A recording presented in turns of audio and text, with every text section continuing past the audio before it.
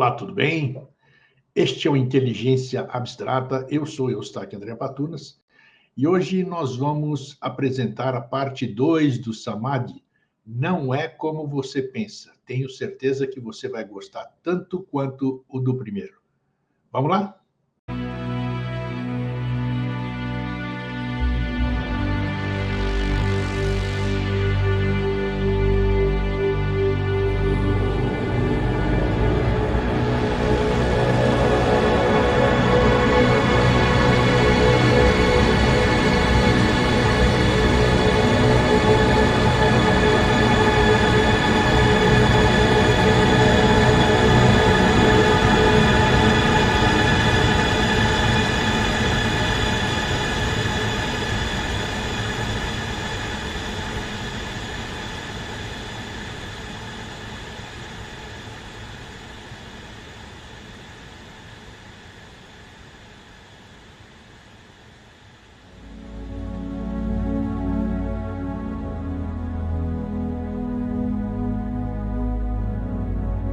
In the story of the Tower of Babel, humanity fragmented into countless languages, beliefs, cultures, and interests. Babel means literally the gate of God. The gate is our thinking mind, our conditioned structures. For those who come to realize their true nature, their essence beyond name and form, they are initiated into the great mystery of what lies beyond the gate.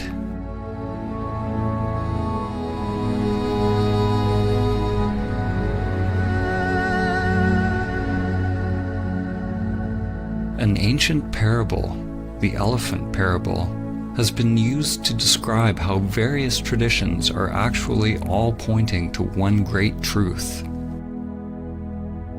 A group of blind people are each touching a different part of an elephant, getting a certain impression of what an elephant is. The person standing at the elephant's leg describes the elephant as being like a tree. The person at the tail says the elephant is like a rope. The elephant is like a spear, says the one standing at the tusk.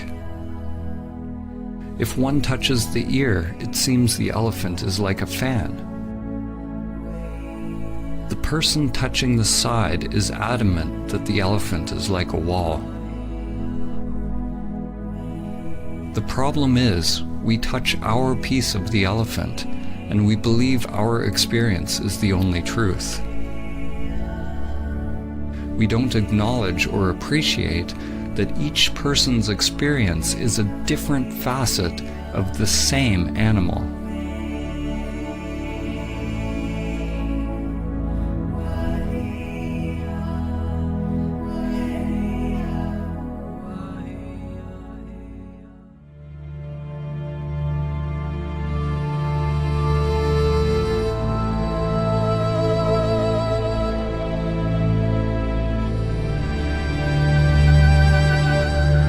Perennial philosophy is an understanding that all spiritual and religious traditions share a single universal truth, a mystical or transcendent reality upon which foundation all spiritual knowledge and doctrine has grown.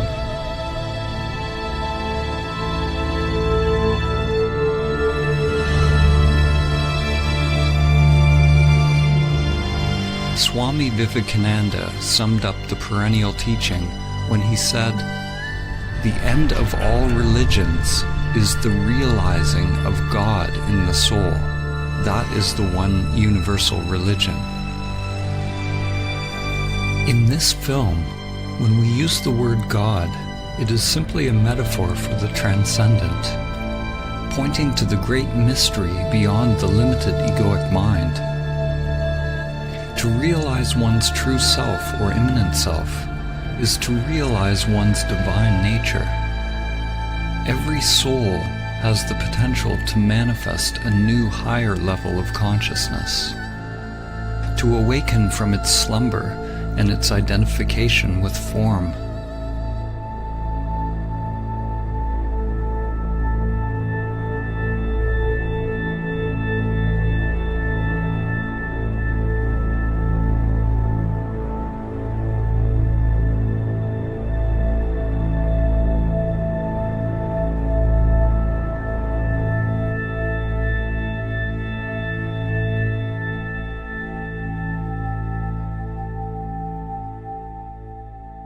The writer and visionary Aldous Huxley, known for his book Brave New World, also wrote a book which he entitled The Perennial Philosophy, in which he writes about the one teaching that comes back over and over in history, taking the form of the culture in which it is realized.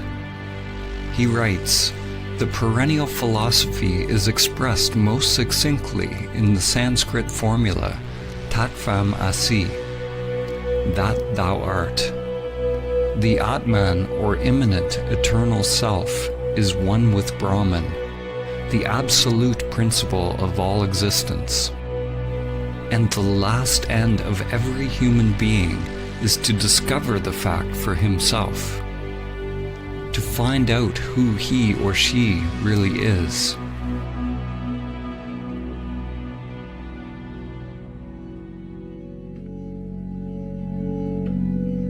Each tradition is like a facet of a jewel, reflecting a unique perspective of the same truth, while at the same time echoing and illuminating each other. Whatever the language and conceptual framework used, all religions that reflect the perennial teaching have some notion that there is a union with something greater, something beyond us.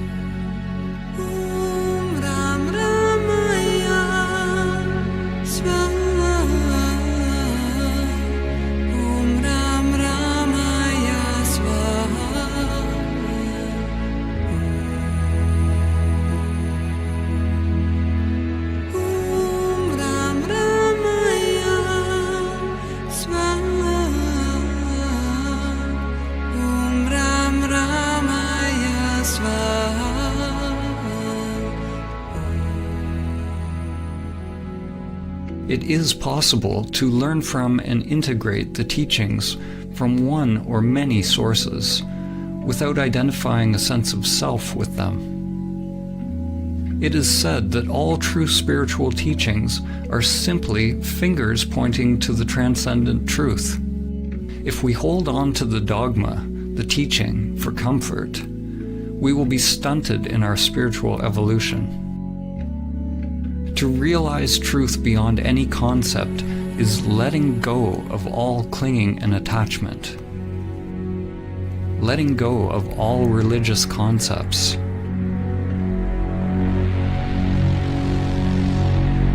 From the ego's perspective, the finger pointing you to Samadhi is pointing straight toward the abyss. St. John of the Cross said, "If one wishes to be sure of the road they tread, one must close their eyes and walk in the dark."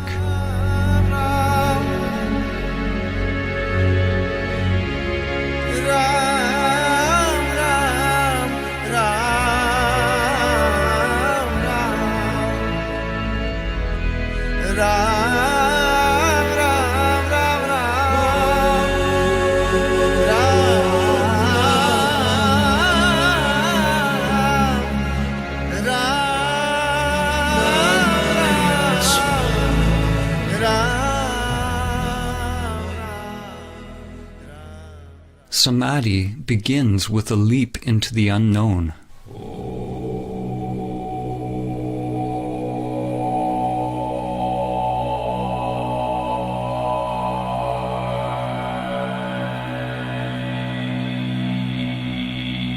In the ancient traditions, in order to realize Samadhi, it was said that one must ultimately turn consciousness away from all known objects, from all external phenomena, conditioned thoughts and sensations, toward consciousness itself, toward the inner source, the heart or essence of one's being. In this film, when we use the word Samadhi, we are pointing to the transcendent, to the highest Samadhi, which has been named Nirvikalpa Samadhi.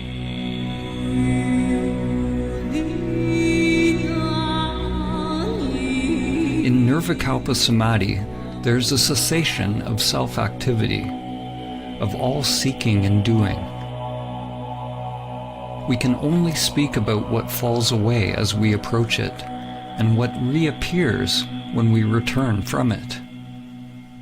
There is neither perception nor non-perception, neither thing nor no thing, neither consciousness nor unconsciousness.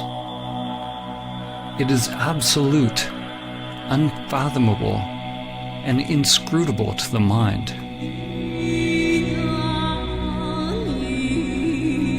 When the self returns to activity, there's a not knowing, a kind of rebirth, and everything becomes new again. We are left with the perfume of the divine, which lingers longer as one evolves on the path.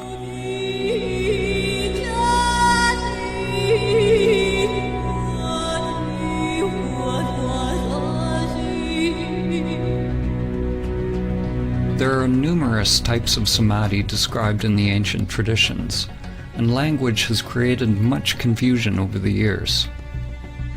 We are choosing to use the word samadhi to point to the transcendent union, but we could have used a word from another tradition just as easily. Samadhi is an ancient Sanskrit term, common to the Vedic, Yogic, and Samkya traditions of India, and has permeated many other spiritual traditions. Samadhi is the 8th limb of Patanjali's 8 limbs of yoga, and the 8th part of the Buddha's Noble Eightfold Path. The Buddha used the word nirvana, the cessation of vana, or the cessation of self-activity. Patanjali described yoga or samadhi as chitta vritti nirodha, the Sanskrit meaning cessation of the whirlpool or spiral of mind. It is a disentangling of consciousness from the entire matrix or creatrix of mind.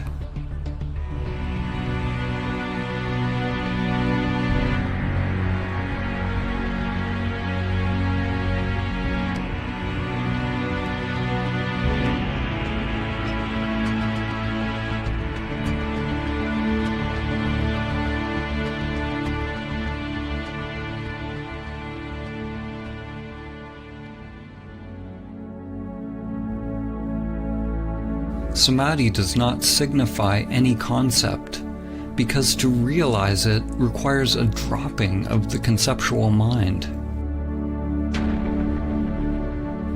Different religions have used various words to describe the divine union. In fact, the word religion itself means something similar. In Latin, realizar means to rebind or reconnect.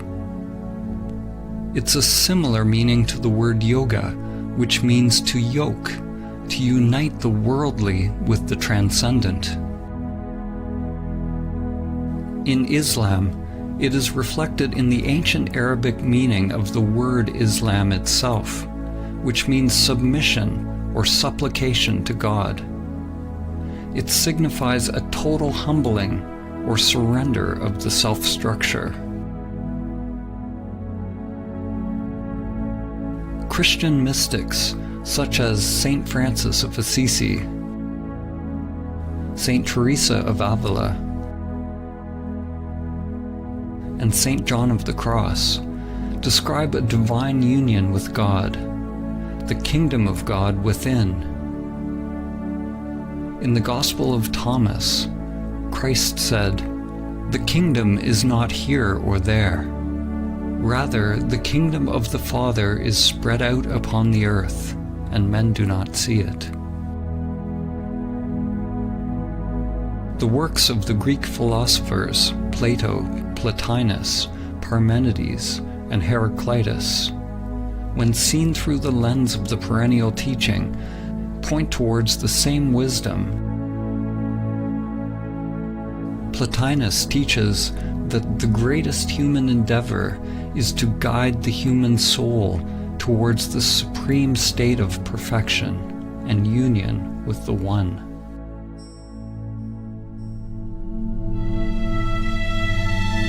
The Lakota medicine and holy man, Black Elk, said, "The first peace, which is the most important, is that which comes within the souls of men when they realize their relationship, their oneness with the universe and all its powers, and when they realize that at the center of the universe dwells Great Spirit, and that this center is really everywhere. It is within each of us."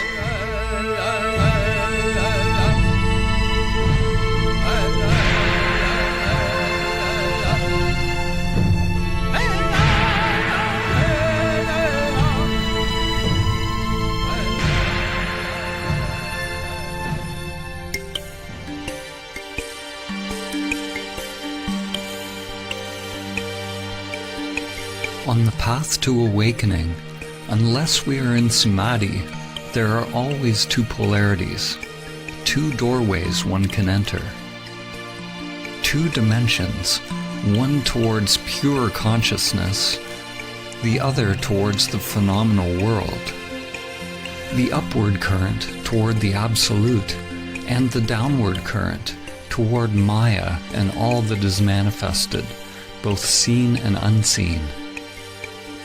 The relationship between relative and absolute could be summed up in the following quote by Sri Nisargadatta Maharaj.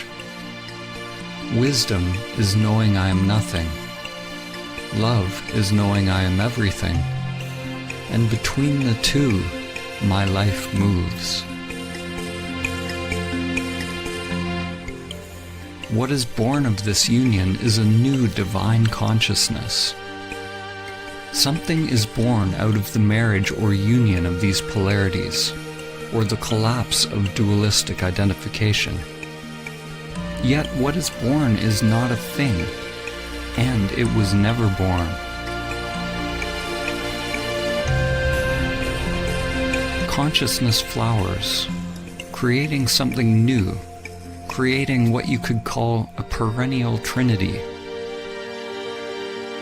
God the Father, the transcendent, unknowable and changeless, is united with the divine feminine, which is everything that changes.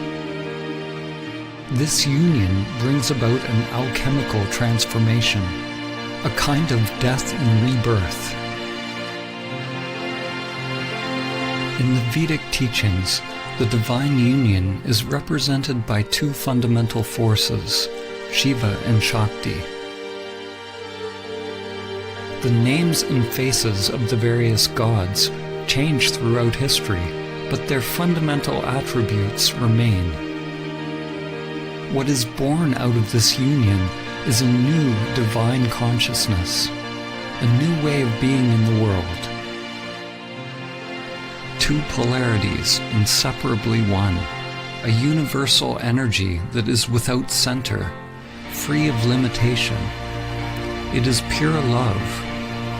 There is nothing to be gained or lost, because it is utterly empty, but absolutely full.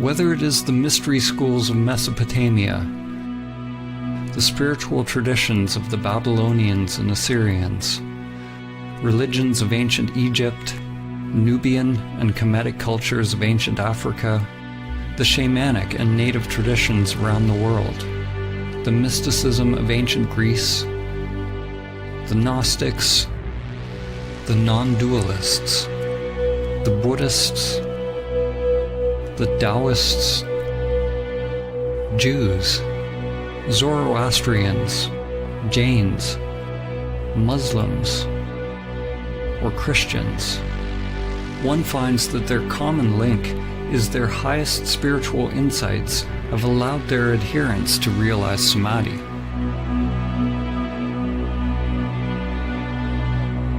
The actual word Samadhi means something like to realize the sameness or oneness in all things. It means union. It is uniting all aspects of yourself. but do not mistake intellectual understanding for the actual realization of Samadhi. It is your stillness, your emptiness, that unites all levels of the spiral of life.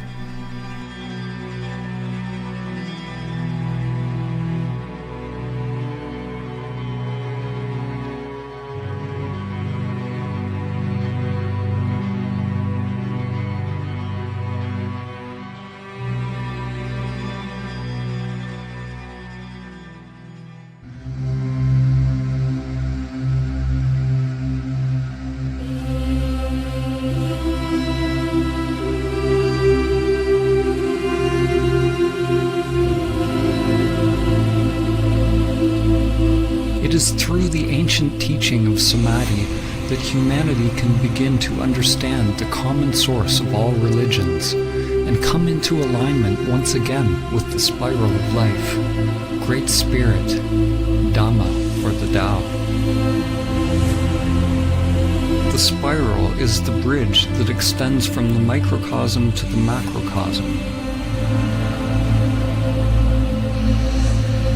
From your DNA to the inner lotus of energy that extends through the chakras, to the spiral arms of galaxies.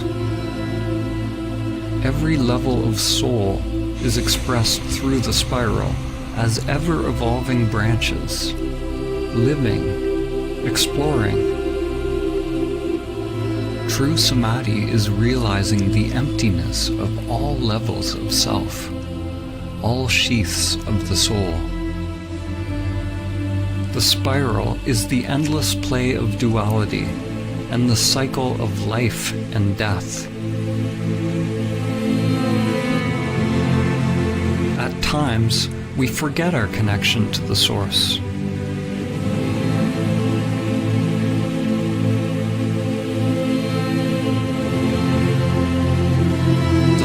We look through is very small, and we identify with being a limited creature creeping upon the earth, only to once again complete the journey back to the source, to the center that is everywhere.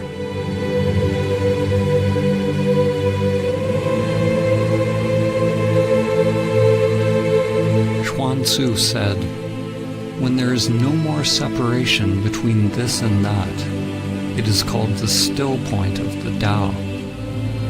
At the still point, in the center of the spiral, one can see the infinite in all things.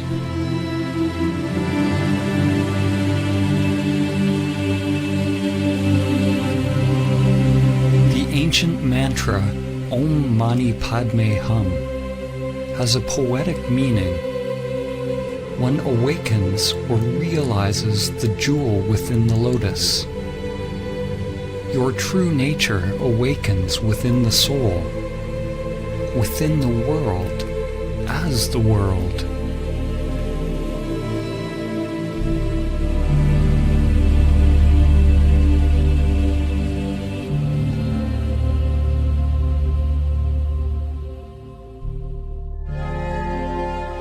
Using the Hermetic principle, as above, so below, as below, so above, we can use analogies to begin to understand the relationship between mind and stillness, relative and absolute.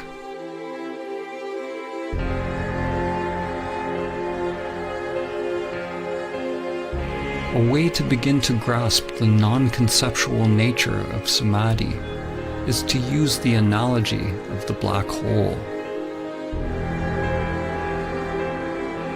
A black hole is traditionally described as a region of space with a massive gravitational field so powerful that no light or matter can escape. New theories postulate that all objects, from the tiniest microscopic particles to macrocosmic formations like galaxies, have a black hole or mysterious singularity at their center.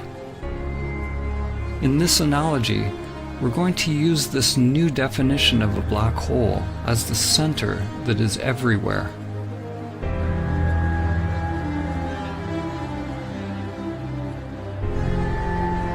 In Zen, there are many poems and koans that bring us face to face with the gateless gate.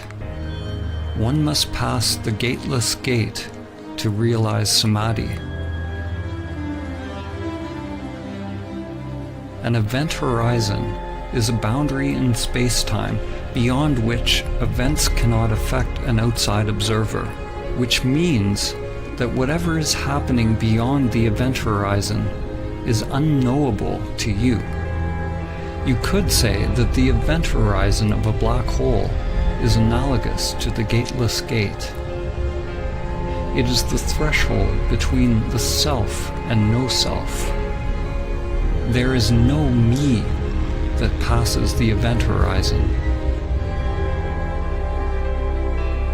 In the center of a black hole is the one-dimensional singularity containing the mass of billions of suns in an unimaginably small space, effectively an infinite mass, literally a universe in something infinitesimally smaller than a grain of sand. The singularity is something unfathomable, beyond time and space. According to physics, movement is impossible. The existence of things is impossible. Whatever it is, it does not belong to the world of perception. Yet it cannot be described as merely stillness. It is beyond stillness and movement. When you realize the center that is everywhere and nowhere, duality breaks down. Form and emptiness, time and the timeless.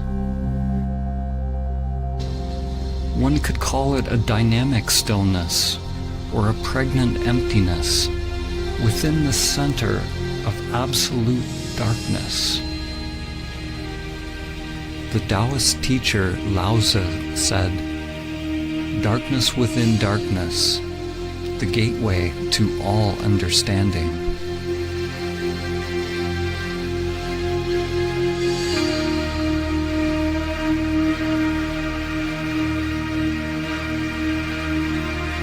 The writer and comparative mythologist Joseph Campbell describes a recurring symbol, part of the perennial philosophy which he calls the axis mundi, the central point or the highest mountain, the pole around which all revolves, the point where stillness and movement are together. From this center, a mighty flowering tree is realized, a Bodhi tree that joins all worlds.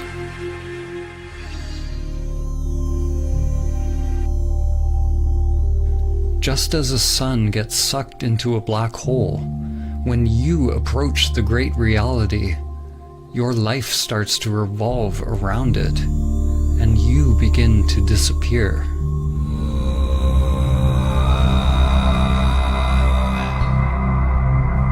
As you approach the immanent self, it can be terrifying to the ego structure. The guardians of the gate are there to test those on their journey. One must be willing to face one's greatest fears, and at the same time accept one's inherent power, to bring light to the unconscious terrors and the hidden beauty within. If your mind is not moved, if there's no self reacting, then all phenomena produced by the unconscious arises and passes away. This is the point in the spiritual journey where faith is most needed. What do we mean by faith? Faith is not the same as belief. Belief is accepting something on the level of mind to bring comfort and assurance. Belief is the mind's way of labeling or controlling experience. Faith is actually the opposite. Faith is staying in the place of complete not knowing, accepting whatever arises from the unconscious. faith is surrendering to the pull of the singularity, to the dissolving or dismantling of the self in order to pass the gateless gate.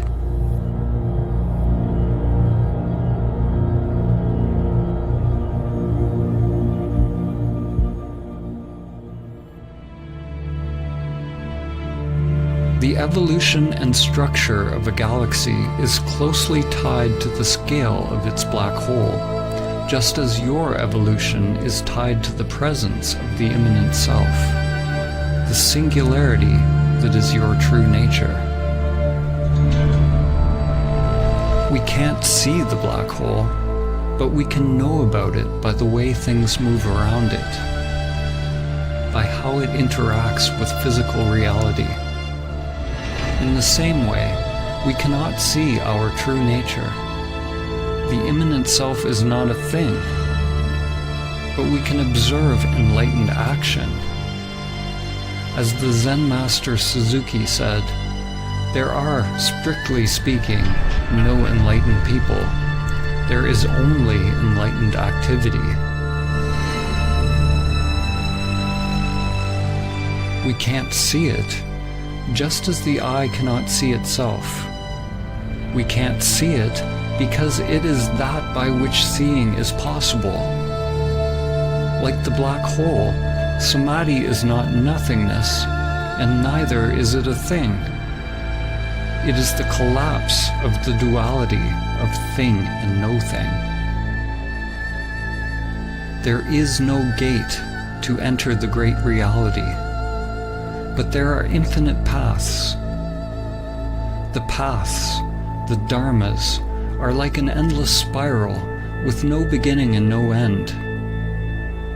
No one can pass the gateless gate. No one's mind has ever figured out how, and none ever will. No one can pass the gateless gate, so be no one.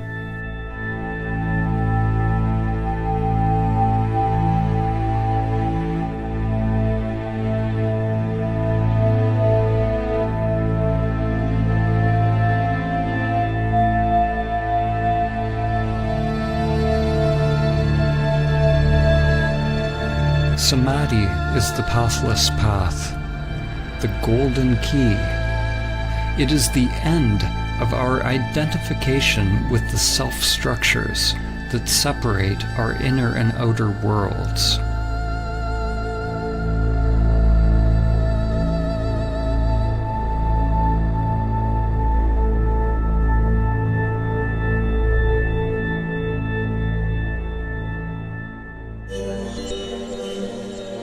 There are many developmental models which describe the layers or levels of the self-structure.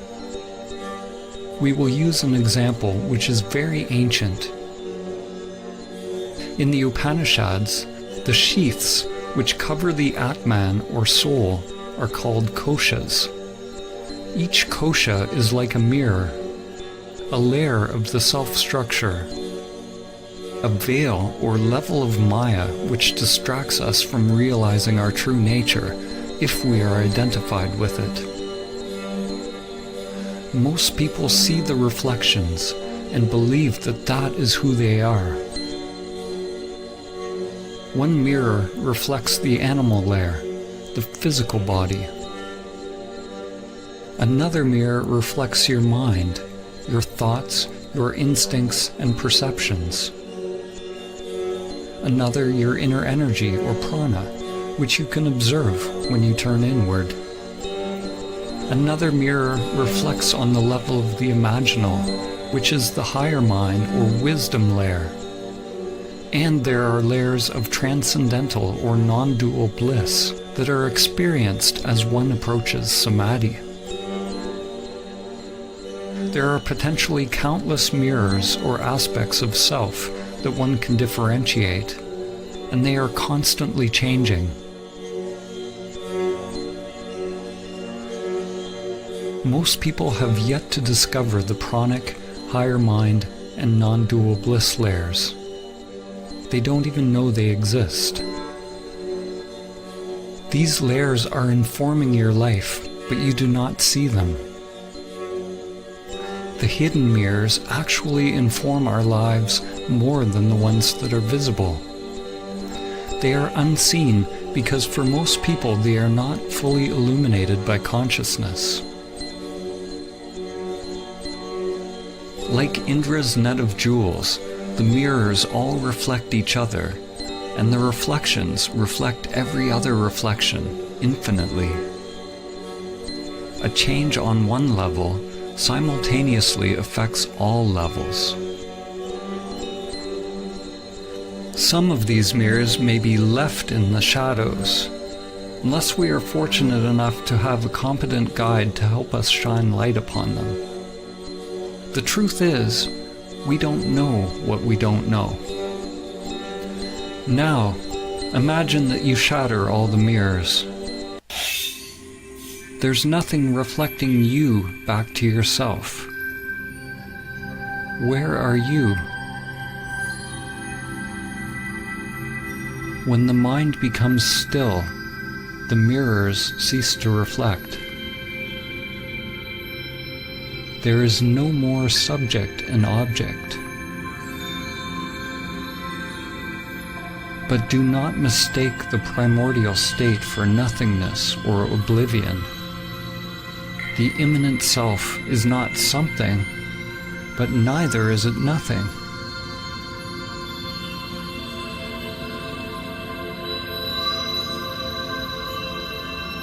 This source is not a thing.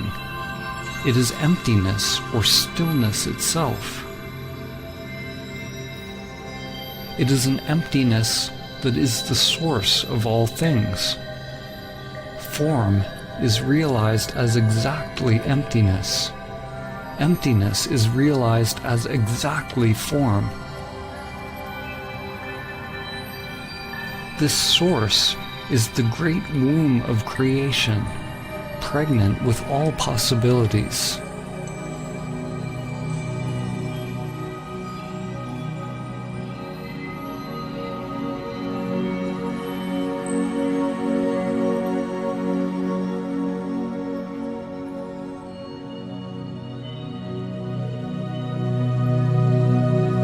Samadhi is the awakening of impersonal consciousness. Just as when you are having a dream, upon awakening you realize that everything in the dream was just in your mind. Upon realizing Samadhi, it is realized that everything in this world is happening within levels upon levels of energy and consciousness. It is all mirrors within mirrors, dreams within dreams. The you that you think you are is both the dream and the dreamer.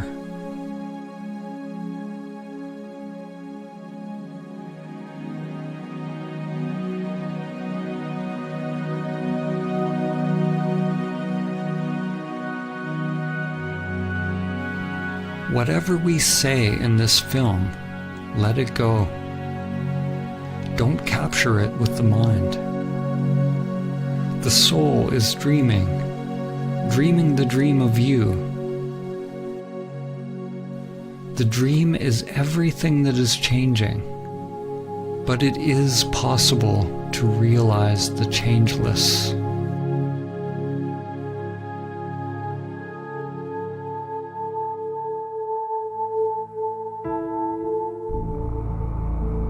This realization cannot be understood with the limited individual mind.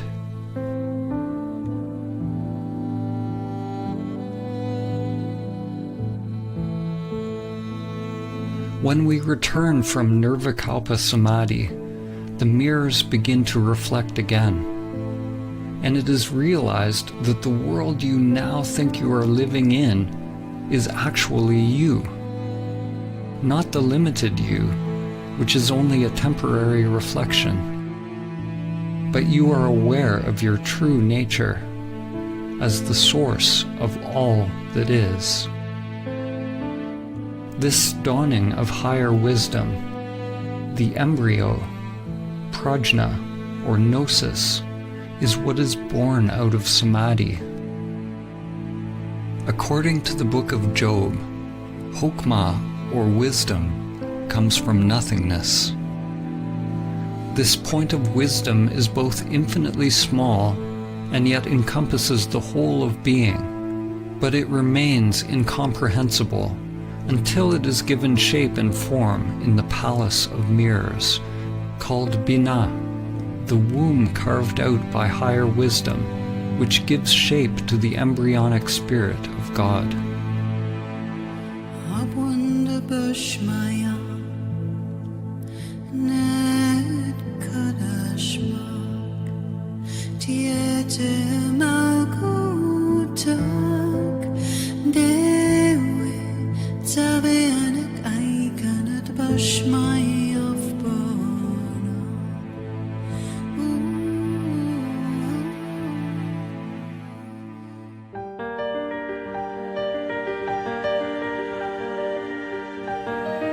The existence of the mirrors, or the mind's existence, is not a problem.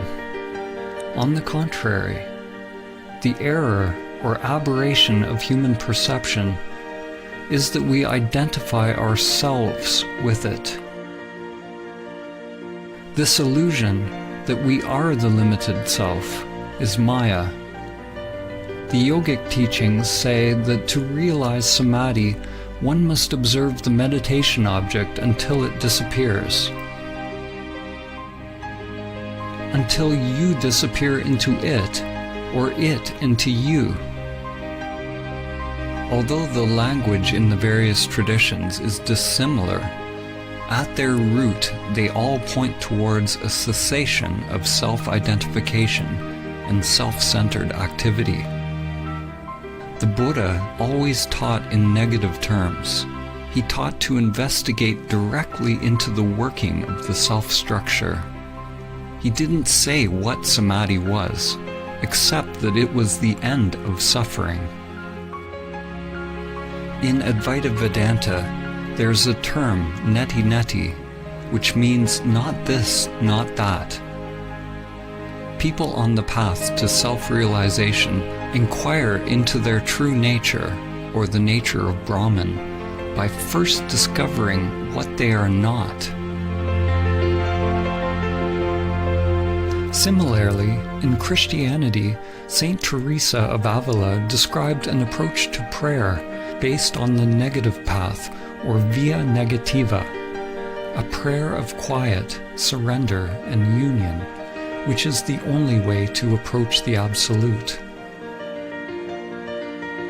Through this gradual process of stripping away, one drops anything that is not permanent, anything that is changing. The mind, the ego construct, and all phenomena, including the hidden layers of self. The unconscious must become transparent in order to reflect the one source. If there is some deep knowing or some self operating in the unconscious, then our lives remain locked into a labyrinth of hidden patterns that comprise the undiscovered self.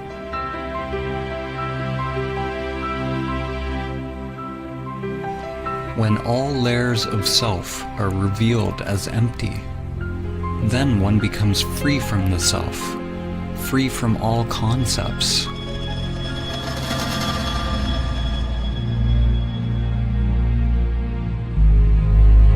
A turning point in your evolution is when you realize you don't know who you are. Who experiences the breath? Who experiences the taste? Who experiences the chant, the ritual, the dance, the mountain? Witness the witness. Observe the observer. At first, when you observe the observer, you will only see the false self. But if you are persistent, it will give way. Inquire directly into who or what experiences.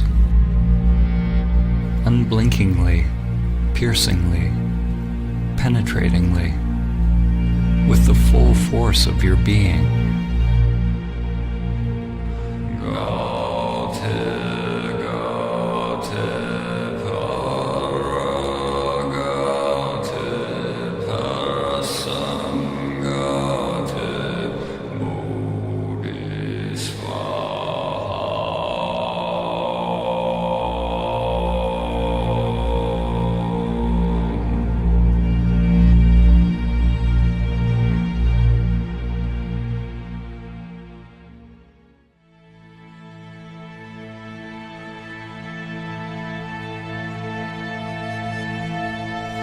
There is no self that awakens. There is no you that awakens. What you are awakening from is the illusion of the separate self, from the dream of a limited you. To talk about it is meaningless. There must be an actual cessation of the self to realize directly what it is. And once it is realized, there is nothing that can be said about it. As soon as you say something, you are back in the mind. I have already said too much.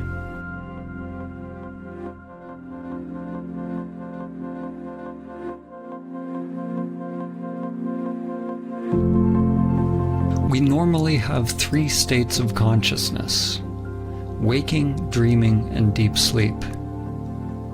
Samadhi is sometimes referred to as the 4th state, the ground state of consciousness, a primordial awakeness that can become present continuously and in parallel with the other consciousness states. In Vedanta, this is called Turiya. Other terms for Turiya are Christ consciousness, Krishna consciousness, Buddha nature, or Sahaja Samadhi.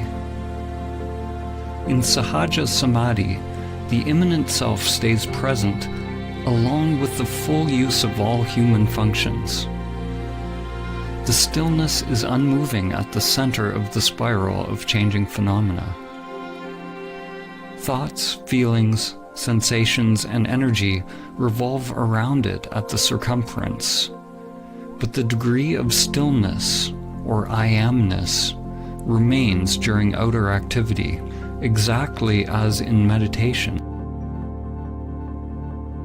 It is possible that the immanent self will remain present, even during deep sleep, that your awareness of I am does not come and go, even as states of consciousness change.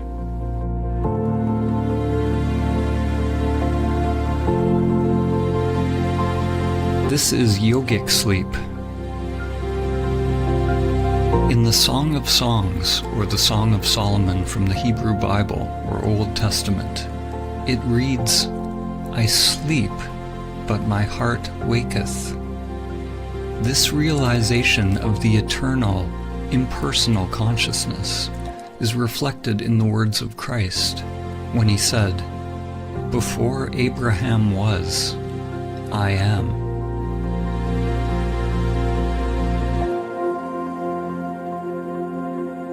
One consciousness that shines through countless faces, countless forms.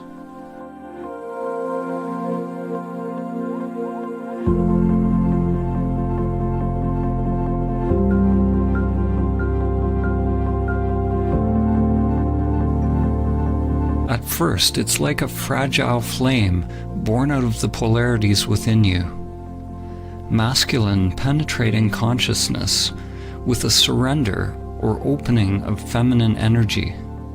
It is delicate and easily lost, and one must take great care to protect it and keep it alive until it is mature.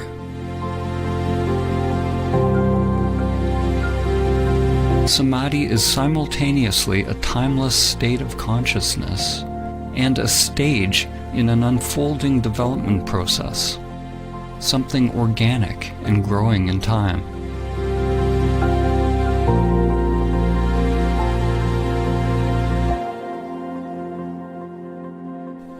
As one spends more and more time in Samadhi, in the now, in the timeless, one takes more and more direction from the heart, the soul or Atman,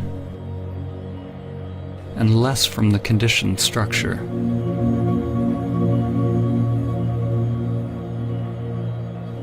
This is how one becomes free of the lower mind, free of pathological thinking. The inner wiring changes. Energy no longer flows unconsciously in the old conditioned structures. Which is another way of saying one is no longer identified with the self-structure, with the outer world of form.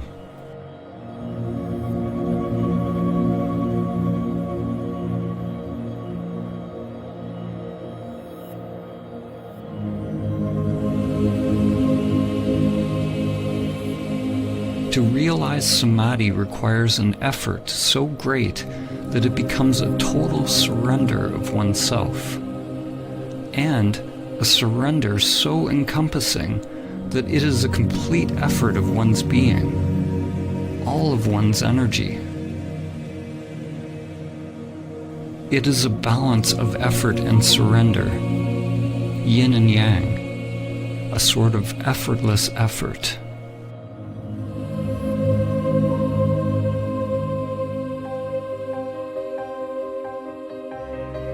The Indian mystic and yogi Paramahamsa Ramakrishna said, "Do not seek illumination unless you seek it as one whose hair is on fire seeks a pond.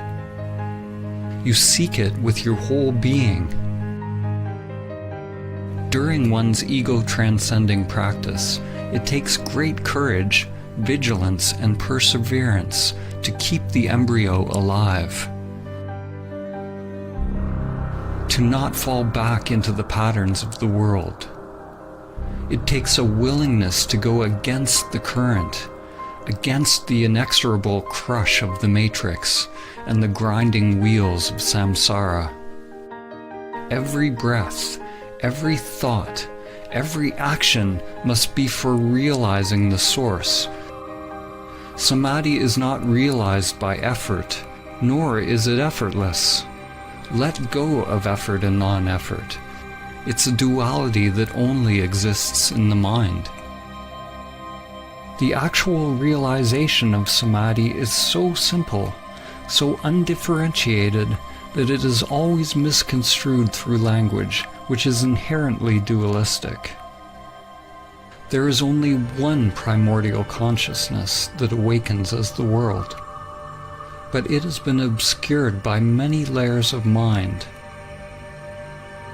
Like the sun hidden behind the clouds, as each layer of mind is dropped, one's essence is revealed. As each layer of mind is dropped, people call it a different Samadhi. They give names to different experiences or different types of phenomena.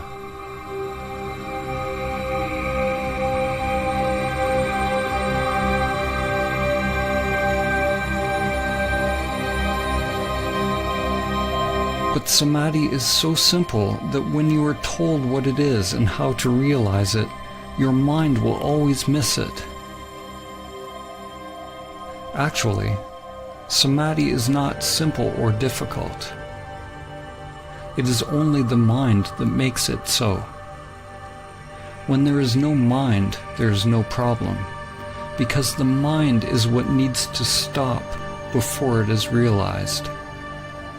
It is not a happening at all.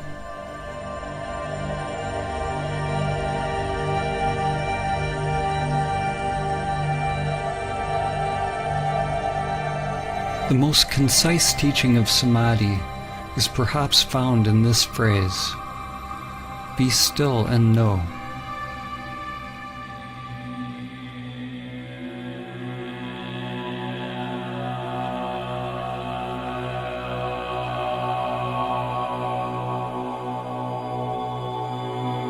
How can we use words and images to convey stillness? How can we convey silence by making noise? Rather than talking about Samadhi as an intellectual concept, this film is a radical call to inaction, a call to meditation, inner silence, and inner prayer. A call to stop.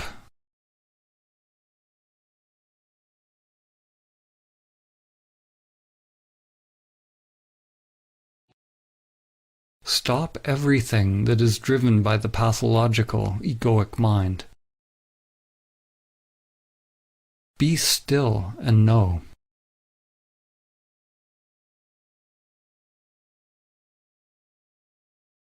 No one can tell you what will emerge from the stillness. It is a call to act from the spiritual heart.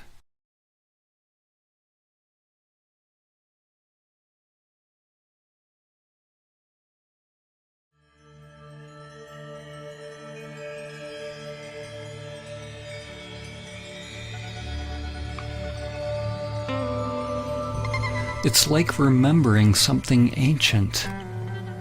The soul wakes up and remembers itself. It has been a sleeping passenger, but now the emptiness awakens and realizes itself as all things.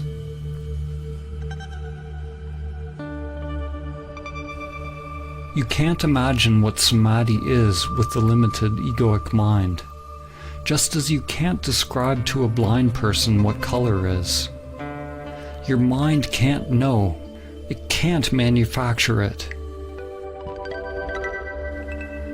To realize Samadhi is to see in a different way, not to see separate things, but to recognize the seer.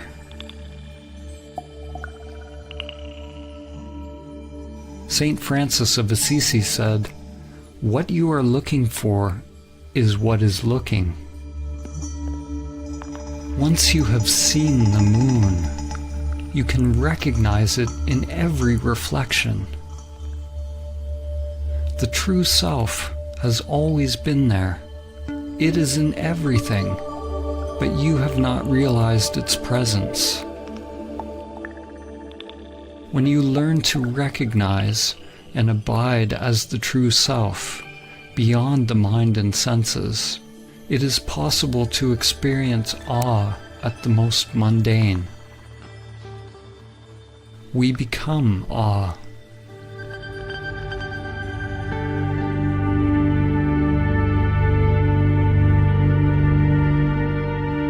Do not try to be free of desires, because wanting to be free of desires is a desire. You can't try to be still, because your very effort is movement. Realize the stillness that is always already present. Be the stillness and know. When all preferences are dropped, the source will be revealed. But do not cling even to the source. The great reality, Tao, is not one, not two. Ramana Maharshi said, "The self is only one. If it is limited, it is the ego. If unlimited, it is infinite and the great reality."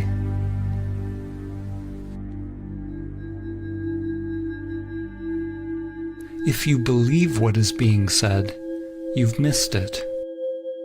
If you disbelieve, you've also missed it. Belief and disbelief operate on the level of mind. They require a knowing.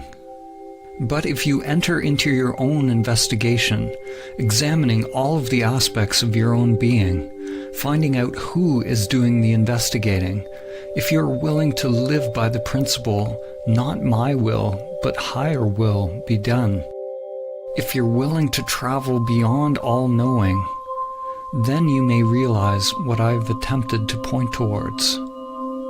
Only then will you taste for yourself the profound mystery and beauty of simply existing.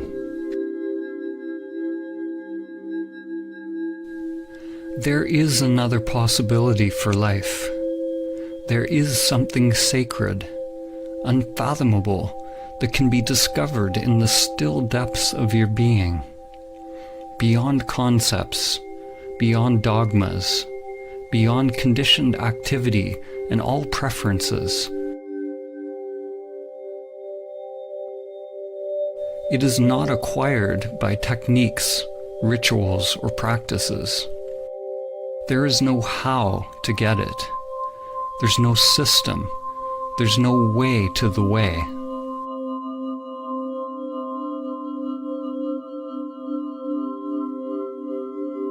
As they say in Zen, it is discovering your original face before you were born.